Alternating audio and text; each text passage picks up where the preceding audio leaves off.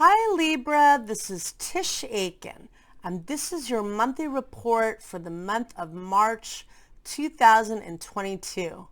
Although we are in the new age of Aquarius with infinite possibility and opportunity, it has been a trip back down memory lane to the epoch of Capricorn, in which there were many restrictions and limitations, particularly in the height of the epoch of Capricorn in 2020.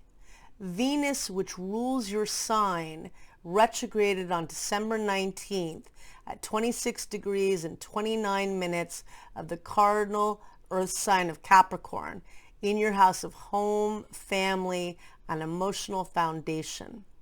It retrograded where Pluto, the planet of death and regeneration, retrograded in April of 2021. And Venus and Pluto have been working very closely together since the early mid part of December. They met up on December 11th.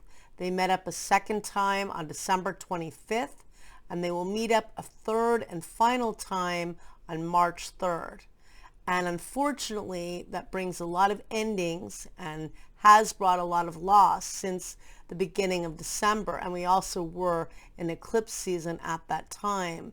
It's also retracing where we were in 2020 because Saturn was transiting between the degrees of 26 degrees of Capricorn starting on March 12th of 2020, and it finally exceeded that degree on November 4th of 2020. So it's bringing us back to that point. And as we begin the month, there are 3 points transiting in Capricorn: Venus, Mars, and Pluto. And Venus and Mars are the two cosmic lovers, setting off where Venus retrograded on December 19th. And, helping to clear the shadow, getting out of that story. But a lot of intensity, a lot of focus on family and home, a lot of change in that area of your life right now, whether it's change with family members, whether you're moving, or if you have your own business, a lot of issues with that. And obviously honoring and mourning all of the loss we've experienced, because it's been a real retrograde, a really reflective time, hopefully giving some opportunity to revise decisions you may have had to make during this restrictive time in 2020, or choices you were not able to make. And there is a stellium in Aquarius as well, transiting in your house of romance and love and creativity. And that's really where you're meant to focus, because Saturn, which is how you structure your goals, is transiting in that sector of your chart until March 7th of 2023. But Juno is transiting there, which is an asteroid which represents partnering, and Mercury is currently retrograding there, where it's brilliant and exalted. So a lot of focus on your love life and your creativity. There are 3 planets transiting in your house of work, habits, and routine: the Sun, Jupiter, and Neptune. And Jupiter is the grand benefic, the planet of expansion and opportunity, bringing more work, expanding that area of your life, but more opportunities, also helping you to get creative in your work projects, bring joy to your routines, and also focusing on your health and wellness. So we begin the month, and the other thing about Mercury retrograde, Mercury retrograded on January 14th, initially at 10 degrees and 20 minutes of the fixed air sign of Aquarius, setting off where Saturn was -3 degrees. It got to 13 degrees of Aquarius last year. So reassessing how you've done thus far in the new age of Aquarius. And then Mercury re-entered Capricorn on January 24th. It's stationed direct on February 3rd at 24 degrees and 22 minutes of Capricorn, setting off where the legendary Saturn-Pluto conjunction occurred on January 12th of 2020. And that was the conjunction that brought down the structures of our world And we're now in a time of renovation and repair, and also moving towards the future. There are a lot of this is a time of a new digital revolution, and again, a lot of focus on home and family. So we begin the month, and the sun forms a helpful sextile to Uranus at 9:05 p.m. Pacific Standard Time on March 1st, and at 12:05 a.m. Eastern Standard Time on March 2nd. And that brings some optimism and joy in your work and routines. It can bring very innovative energy. On March 2nd, Mercury, which is the planet of communication, meets up with Saturn at 11:33 a.m. Eastern Standard Time in your house of home and family. There could be some endings with that. Maybe you're having some challenges with family members. It's good for doing work at home, or if you have your own business, focusing on difficult chores that you need to get done. But there is also a magical new moon that takes place at 12:35 p.m. Eastern Standard Time at 12 degrees and 7 minutes of the mutable water sign of Pisces. And this new moon falls in your house of health, work, habits, and routines. And the new moon is always a time to plant new seeds and set intentions. It's conjunct the luckiest planet, the grand benefic Jupiter, which is transiting in its in its dignity in Pisces. So that is really nice energy. Definitely do something to honor that new beginning, and with Jupiter, the luckiest planet and the planet of vision. On March 3rd, that's a really intense day. Mars meets up with Pluto at 3:43 a.m. Eastern Standard Time. There can be combative energy. Maybe there are issues with family members. Lay low with that. People will be very emotionally driven. And then Venus meets up with Pluto. Venus is the ruler of your chart. It meets up with Pluto at 12:56 p.m. Eastern Standard Time. And that could bring endings, definitely. That could be power struggles with loved ones, but it could definitely represent endings, and it is a challenging energy. On March 5th, we have some really phenomenal energy to work with. At the end of January, when Venus did station direct, it started to dance in the sky with Mars, the planet of passion and action, the two cosmic lovers. And they will be dancing together until April 5th. And on the 5th of March, the sun meets up with Jupiter, the luckiest planet, at 9:06 a.m. Eastern Standard Time. And that brings a very auspicious and optimistic energy. Then Mars, the planet of passion and the ruler of your house of relationships, changes signs at 10:23 p.m. Pacific Standard Time, and on March 6th at 1:23 a.m. Eastern Standard Time. And it will be transiting pardon me, in your house of romance, fun, and love affairs until April 14th. Venus, the planet of love and beauty, also changes signs at 10:23 p.m. Pacific Standard Time, and on March 6th at 1:23 a.m. Eastern Standard Time.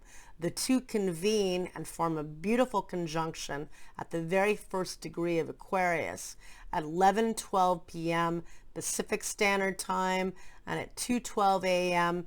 Eastern Standard Time on March 6th. And that is a beautiful energy. That is the third and final conjunction of Venus and Mars. And they are meeting up at the very first degree of Aquarius in your house of love. Venus will be there in that sector for you until April 5th. A lot of focus on your love life, and you already have Saturn there and Mercury for a while longer, so a lot of focus there. But also it's setting off where Saturn and Jupiter met up to form a new 20-year on December 20th of 2020. They met up closest in the sky that they had been for over 800 years at the very first degree of Aquarius. So this is triggering that point, bringing in new opportunity to structure the vision around your love, what makes you happy, and your creativity. On March 9th, Mercury, which is the planet of communication, changes signs and enters the mutable water sign of Pisces at 8:32 p.m. Eastern Standard Time, where it will transit until March 27th in your house of work and routine, focusing on getting a lot of things done. On March 13th, the Sun and Neptune meet up in the sky at 7:43 a.m. Eastern Standard Time. You could feel a little low energy with that. It's in your house of health and work. Maybe it's a day to do some spiritual practice or meditation. Maybe it's a day to take off. It could be very creative, but you could feel a little tired with that energy. On March 17th, Mercury forms a helpful sextile to Uranus. That's a very innovative and brilliant combination.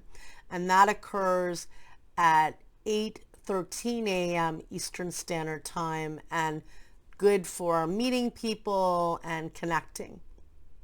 On March 18th, there's a full moon that takes place at 3:18 a.m. Eastern Standard Time at 27 degrees and 40 minutes of the mutable earth sign of Virgo, in your house of spirituality and dreams, but also the house of endings. Maybe there's some things that you've been working on that you are releasing, and maybe it's a time also to get rest. That is a house of sleep and rest. On March 19th, Venus squares Uranus at 7:16 a.m. Eastern Standard Time, and that could bring unexpected meetings and but whatever you think it is, it could be something else. It could be changes in plans. It's innovative, but a bit chaotic. On March 20th, it is the equinox, which occurs twice a year. It is the day when the sun is exactly above the equator, and it's equal day and equal night. And the sun enters the cardinal fire sign of Aries. In the northern hemisphere, it is the beginning of the spring equinox, which is a time of fertility and new beginnings and creativity. And in the southern hemisphere, it is the beginning of the fall equinox, when the leaves start dropping, and it's a time of release and letting go. And it is a time to do a ritual to honor the season above. There are the seasons of life, and so it is a special time. And at 11:06 p.m. Eastern Standard Time, Mercury meets up with Jupiter, the luckiest planet, and brings optimism for the season ahead. That's a nice indication. And then on March 22nd, Mars squares Uranus at 4:44 p.m. Eastern Standard Time. That is combative energy. That could be difficulties with lovers or with people that you care about, so just kind of laying low with that. On March 23rd, Mercury meets up with Neptune at 1:44 p.m. Eastern Standard Time, and that could be very confusing energy, and maybe there is deception at the workplace, or maybe just misunderstandings. On March 26th, Mercury forms a helpful sextile to Pluto, the planet of transformation and empowerment, at 6:35 a.m. Eastern Standard Time. Good for getting things done, good for up-leveling your thinking. On March 27th, Mercury changes signs and enters the cardinal fire sign of Aries, which is your opposite sign, and it will transit there until April 10th in your house of relationships and partnerships, doing a lot of networking and partnering with others. On March 28th, Neptune forms a helpful sextile to the north node of Karma And that could bring faded connections in work and perhaps spiritual connections. Venus will clear its shadow in the beginning of the month on, and that's a really good thing. On March 1st, Mercury clears its shadow later in the month. That's also a really good thing. And Venus and Mars are working together to create magic. Jupiter and Neptune are also traveling together, and they become conjunct in the middle of April, but they're transiting in your house of work and habits, bringing a lot of manifesting of new opportunities for work, but also for healing many different areas of your life. So I wish you a lot of luck, Libra, and thank you very much.